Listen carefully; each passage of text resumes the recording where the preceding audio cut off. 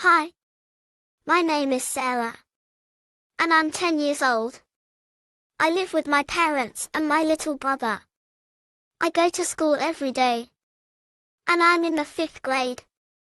My favorite subject is English because I love learning new words. I wake up at 7 a.m.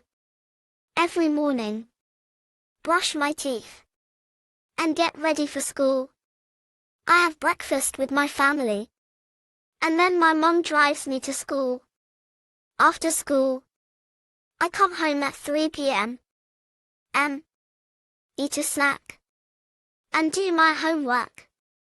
In the evening, I usually play outside with my friends or read a book. I also love drawing and sometimes I help my mom in the kitchen. We usually have dinner at 7 p.m.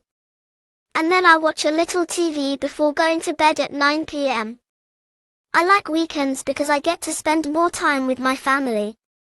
We sometimes go to the park, and I can play on the swings and slides. I also love riding my bike around the neighborhood.